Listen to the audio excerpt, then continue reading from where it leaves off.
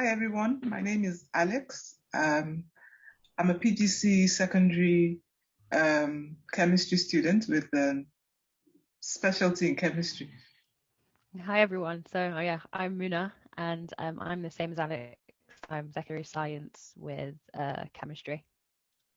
Hi everybody, my name is Nazra. I'm a PGC biology student at Brunel University. Hello everybody and welcome to today's presentation on the application of sixth form subjects to university research. Hopefully by the end of today's presentation you'll know a little bit more about some of the research that goes on in Brunel University, as this research will be applicable to real life solutions, real life problems and solutions, and also you will be put into teams in today's session as well, and hopefully you will be having a go acting like researchers for the day and having a go at presenting and thinking like researchers.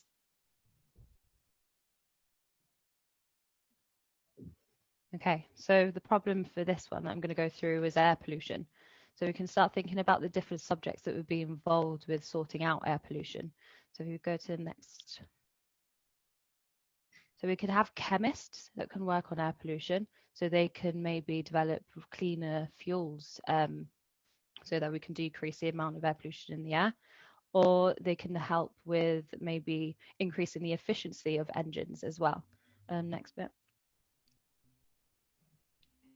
We have engineers that can help make those cleaner engines, and also they can also help with making cleaner power plants. Next. We can have biologists also help with the problem. So they can look at the effects that air pollution can have on the body and also with ecosystems around the world. Next. And you can also have doctors that can look at how air pollution affects a person's health, and that can range from breathing difficulties to cardiovascular issues. So what we can see here is that there are a few different subjects and a few different people that can come from different fields to come and do research and think of solutions for a common wider problem. Okay, go to the next slide.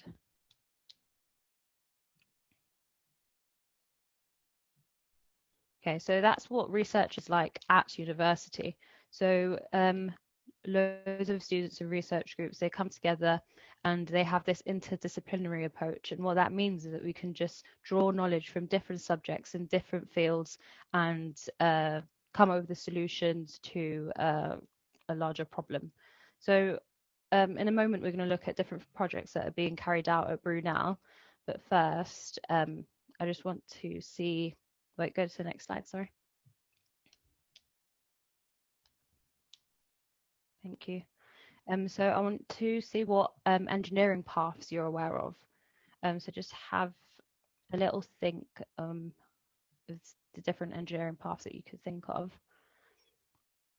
And I say engineering because engineering is this kind of umbrella subject that can have different types of specialisms, and it takes into account different subjects, which we'll see in a moment. So if you go to the next slide.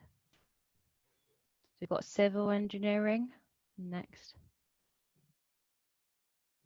Got agricultural. Next. Chemical. Next. Mechanical. Biomed. And next, last one, aerospace. So this is just a few. This is not all the engineering paths that you could take, but these are just a few, and they encompass all different types of subjects in different fields. So for example, civil engineering, you'd have a bit of maths in there, a bit of physics in there, you could have a bit of geography in there, you could have a bit of art and DT. So this is just an example of how maybe subjects and research groups can all come together with different skill sets and different interdisciplinary approaches. Okay, next slide, please. Okay, so I've got a problem here. So I want you to start thinking about different research ideas that could possibly help with this problem. So what the problem is prisons are having the problem of inmates smuggling SIM cards, mobile phones, and drugs into prisons. So this has been increasing across prisons in England and Wales. So I want you to start thinking about possible research ideas that you could do from maybe the knowledge that you have from school or whatever theory that you could, to think of possible solutions to help with this problem. And then I'm going to show you what's actually being done at the moment. So the Innovation Centre at Brunel are actually coming up with a solution. So obviously this wouldn't solve the whole problem, but it is a solution that could help with the problem. So they're the innovation are thinking of this technological solution. And what they've done is that they're developing an inline inspection system, so that when inmates in line would be able to be inspected and monitored for these micro components and devices, which is your SIM cards and your mobile phones. And they use this 2D and 3D X-ray system that can inspect people going in and out of the prisons in line. So as you can see here, this is just a research group at Brunel that are coming up with a solution to a problem from the wider world, and they could use either they'd be using the theory that they learned in uni or before and applying it to a real life solution through research. Okay, next slide. Thank you. And now we're going to be talking a little bit more about the sustainable bioplastic for personal protection equipment. So we have all heard of personal protection equipment, or PPE, because we're in a pandemic and we're instructed to wear face masks. So you might be thinking, what is the problem? But the problem is nothing to do with the face masks. It's to do with the materials that the face masks are made out of. So these face masks are made out of non-biodegradable material, so plastics that do not biodegrade, and they're not easily they stay in the environment for a really long time. And research has shown that one face mask can take up to 450 years to disintegrate. And as you can imagine, that's a really, really long time. And even then, they don't fully disintegrate. They just turn into microplastics. And actually, 53 million face masks end up in landfills in the UK every single day. And that is equivalent to, in a year, 5.5 Eiffel Towers full of face masks. And that is a really big problem, because as you can imagine, it is contributing to the climate crisis. And now if you look at my slides, you can see a few images, and they're quite disturbing actually. And it just shows that the face masks not only end up in landfill sites, but they also end up in the ocean. And it's a really big hazard for the wildlife that live in the oceans, because they can mistake them for food resources. And also, as you can see in that image, they can really get caught up in them. So for now, you guys have a task, and your task is to come up with a sustainable solution for these disposable face masks. And to justify why we should come up with the new face masks, please use your knowledge from the properties of polymers from GCSEs to help explain your answer. And for this, you should probably have around 2 minutes. And if you could please pop your answers in the chat option.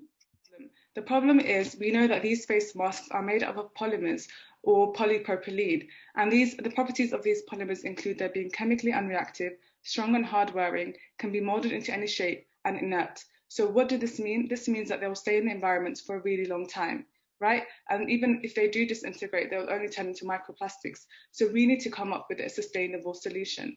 Next slide, please.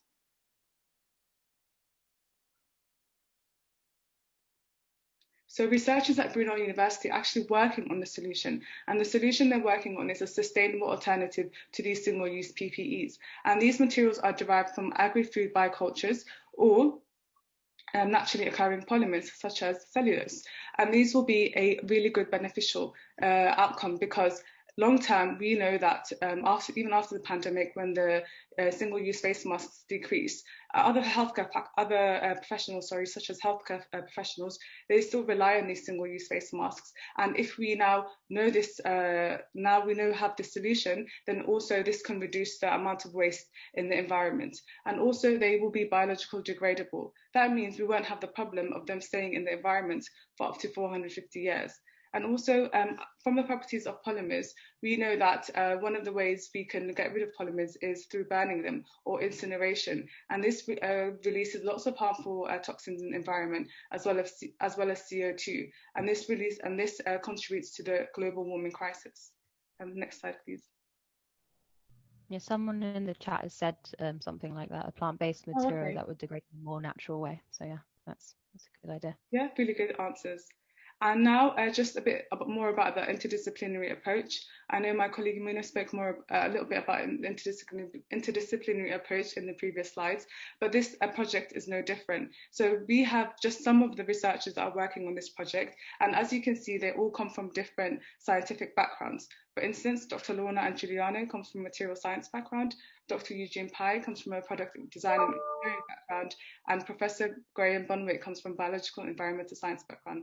And lastly, but not least, Dr. Catherine Birch comes from biochemistry and molecular biology background. So as you can see, the interdisciplinary approach is really, really vital in science, and this is what's going to contribute to the new solutions of the future. Next slide, please.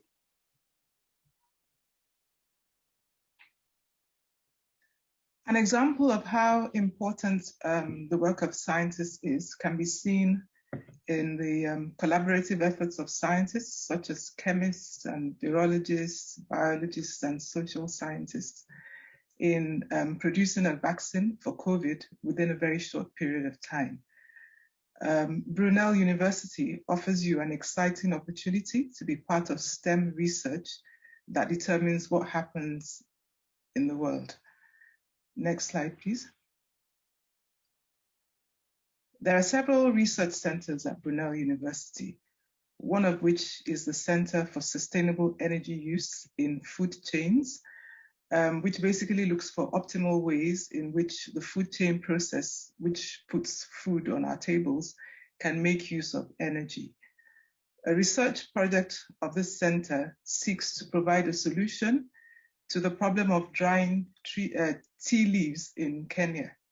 Kenya, as you may well know, is a major producer of tea, and they currently use wood from trees to dry the tea, leaves, which is not sustainable and which is not good for the environment. Also, another problem is the fact that the Kenyan government has banned the logging of trees. So Brunel University, through this center, is working on the use of solar energy for this drying process. And so in this research, you have scientists such as engineers and food technologists working on this project. Next slide, please. Another research center is the Institute for Health, Medicine and Environment, which carries out research related to well-being and health. This center is currently working on a 20-minute COVID test to address the very present issue of testing of COVID and getting the results very rapidly. This would help to reduce the spread of the virus in schools and in most public places. And so you have scientists such as virologists and microbiologists that are involved in this project. Next slide. Another research center is the Brunel Innovation Center.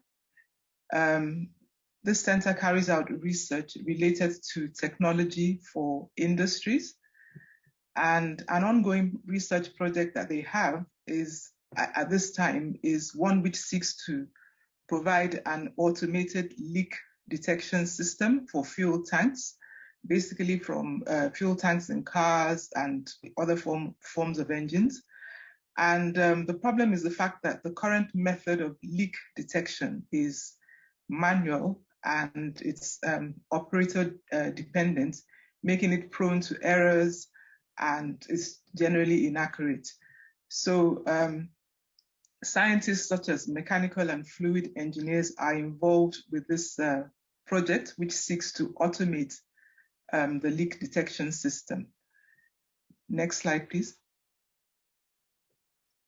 So as you have seen from all that we've said, solutions to real-life problems are centered around STEM, and scientific research is very vital to all of these solutions. So STEM subjects, and generally subjects that are taught in school, are very relevant to research, and without research, our lives as we know it now would be very, very different. Next slide. So we have basically come to the end of this presentation, and we look forward to seeing you all and welcoming you to our university.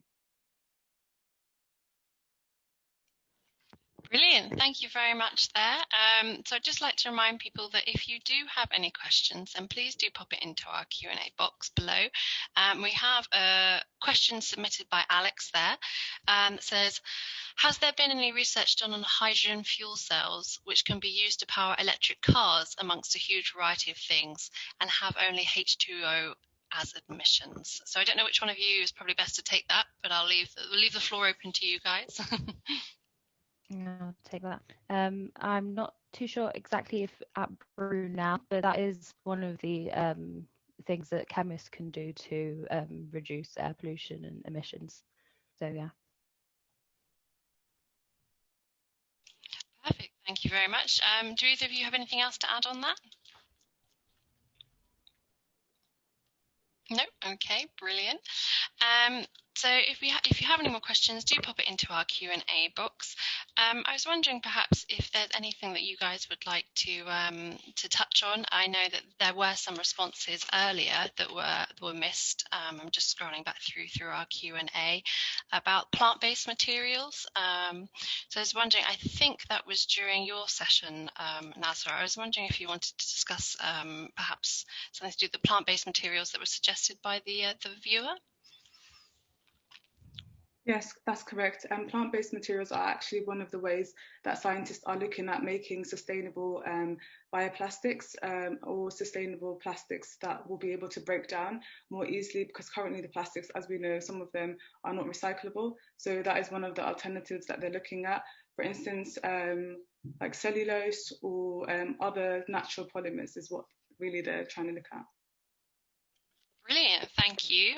While we're waiting for some questions to come in, we'll start with Alex. I was wondering if you could perhaps just discuss how you got involved with what you gave your presentation on, and then we'll go with Muna and then Nazra next. So Alex, how did you get involved with it? So it was a project that was put together by the STEM Center, and being that what I'm studying is related to chemistry, so yes, so I'm a PGC education secondary chemistry student, so to speak, and that more or less, chemistry is tied in with STEM, and it made sense to get us involved in putting together the presentation based on our experience so far and the knowledge that we have. I guess not just from university, but knowledge generally. Perfect, thank you. Muna, if you would like to go next. Yeah, I'm the same as Alex. Yeah, we're doing the same course of PGCE secondary science, so it makes sense for us to maybe talk about. We've all been to uni as well, so we know, especially we've done some subjects as well, so we know a lot about STEM research, both STEM being teachers at the moment, and then also maybe our like undergraduates. We've all done like science subjects, so yeah. Yeah, just if I can chime in, and the reason why we chose, for instance, some of the projects that have been discussed in this presentation, for instance, the bioplastics one, is because we know that some of the students in this chat maybe will be able to relate to some of the information, because, for instance, polymers is what is discussed in GCSE, and also the engineering task that Muna did. It was quite interesting, because if you think about prisons, you wouldn't necessarily maybe think about engineering and how the technology can be used there as well. So that's really why we have chosen some of the topics discussed in this presentation. Brilliant, thank you very much. So I'll start again with Alex, and we'll go down the line again. But when it comes to research, what would you say are the key skills that you need to study and do research? Really, I would say it's to have would I call it an inquisitive mind, an inquiry-based mind, wanting to find out the reason why things are the way they are. That would more or less be the starting point. Yeah, being very, curious, very inquisitive about the way things are, questioning why certain things happen the way they do. So I think those sort of skills will be very, very useful in this regard. Brilliant, thank you, Muna. Yeah, just when approaching research, you need to be very analytical and very critical with the way you do things.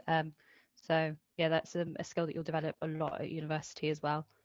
Being able to read all these different research papers from other people, and then being able to apply the research that other people have done and collate it all to maybe come up with your own solutions and own research for other things. So yeah, those are all skills that are definitely developed once you're at university, and will also be very helpful if you have it before, make your life much more easier. Just to add on, some of the skills you would require in research is maybe being able to differentiate between what's maybe a good journal that you can get your resources from, for instance, maybe a peer-reviewed journal, or maybe a not so reliable source such as Wikipedia, and also sort of like just using your sort of just research skills to find out, or maybe I shouldn't include this in my project, and maybe I should include this article because this is coming from a reputable source. Brilliant, thank you very much. We've had someone say thank you for those responses, so very much appreciated there. Another question when it comes to research is, what is the most challenging part of it? What do you find the most challenging? And also, how do you overcome that? How do you get through that barrier that you're sometimes faced with? The most challenging parts would be being able to put together all the research, to have, to painstakingly go through all the information that's available. So I think, to that extent, tenacity would probably be, one would have to be tenacious in whatever it is that you do. I think, yeah. Now I'll add to that. When sometimes doing your own research, it is very, you need to be basically what Alex said. You just need to make sure that you keep at it. Sometimes, especially if you're doing a STEM subject as well, maybe if you're in the lab or something, some things can go wrong. It happens many times. But just being able to understand what went wrong, especially at university, they appreciate when you are able to understand why it went wrong. You don't always have to have the right answer, as long as you know why you have that answer. That's a good thing to have when doing research. I would say the hardest part of research is finding papers, actually, because sometimes you read a paper and you read the abstract and you think, great, this is what I need to, this is the paper I need to include in my presentation or my project. But then when you sort of like read the paper and get to the method and the discussion, and you start to think, no, this is not actually what I want to research or what I want to add into my presentation or project. So I think that would be the hardest bit. But just if you could get through initially that, going through and finding all the papers, and then afterwards I think will be plain sailing. Brilliant, thank you very much. We have had a question submitted, which I'll read out loud to you. So sorry if the question sounds absurd. The rapid test device for COVID that the research centre is working on, does it look upon the various mutants too? If it doesn't, there's a possibility of developing a device that can check for co-infections mutants. I'm going to leave that with you guys and see if you guys have a response.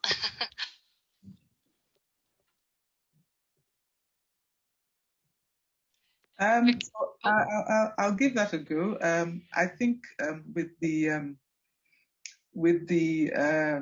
equipment for testing for COVID as it is, it's basically just looking to see if the virus is present and not really trying to do any form of genome sequencing to know which particular variant it is. The key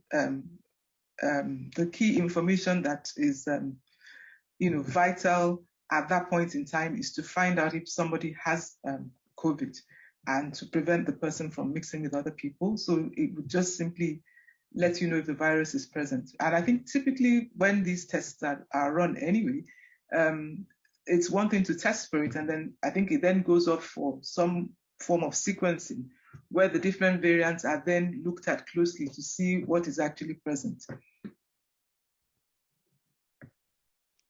Perfect. Thank you very much. Muna, Nasra, do you have anything else to add? I was going to say maybe with these variants, it's just the change in maybe what so they have like different spike proteins coming off the membrane, so it's just maybe those little changes won't make that much of a difference to what the mRNA vaccine, because it's just such a small part of that sequence, protein sequence. So that's what I want to add. Perfect, thank you very much. If anyone has any questions, do pop them into the chat and we'll ask them out loud. We have a message from Alex saying, thank you so much for answering my questions and thoughts, as well as the whole presentation. Put my mind to rest on a number of things, and now I really can't wait to get stuck back into studying. So thank you very much for that one. I'm just having a look through and seeing if we have any more questions.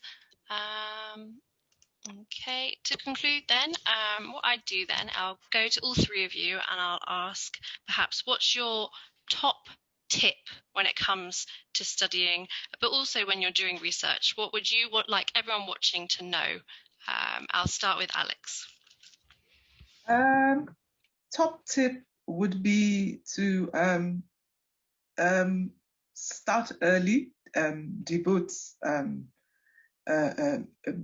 prioritize your time such that you're able to have enough time, to do whatever it is that you have to do. So I think being able to prioritize is very, very important. Being able to make good use of your time, really, which is more or less, prioritizing. But I think that would be the top tip that I would give. Be very deliberate about your time. Perfect, thank you. Nasra, do you have anything else to add as well? Top tip? Sorry, there's some background noise. A top tip I would give is not to give up, because sometimes when you are in the lab, it can be sort of disheartening because maybe you're not getting the results that you wanted. But if you just keep going at it and then not giving up, I think that's the main thing, not giving up. Brilliant, thank you. Amuna? Yeah, what Nazra and Alex said, and also when you're at university, there is a lot of help for your lecturers, or even different centres that you could go to. Your lecturers are there to help you. So when utilize their office hours, always just make sure you're emailing when you don't understand something, because it's better to ask than not know. Brilliant, thank you very much. So we haven't had any more questions submitted. So what we'll do is we'll start to round things up. I'd like to say thank you so much to the three of you for joining us today. If anyone does have any questions, or they would like to reach out to find out more about research, do you have a good point of contact or any advice for them?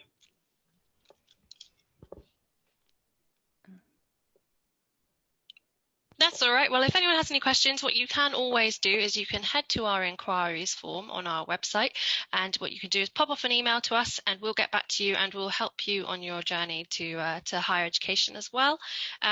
We've just had a message submitted. It says, thank you so much for your answer. As a student from India, the current COVID situation is pretty much out of control with various mutants present. Most of the mutants come out as negative on the tests, but they aren't updated. A device that checks for the mutant kinds would be a boom in efficient testing. I really hope to see Brunel's research and teams become instrumental on the world stage. So a perfect way to end that there.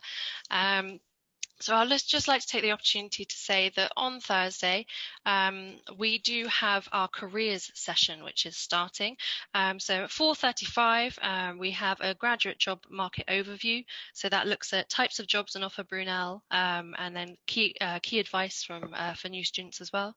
Then at 4:45, what happens on placements, including the benefits, and also give some examples. Then at 4:55, choosing the course that's right for them and their experience studying.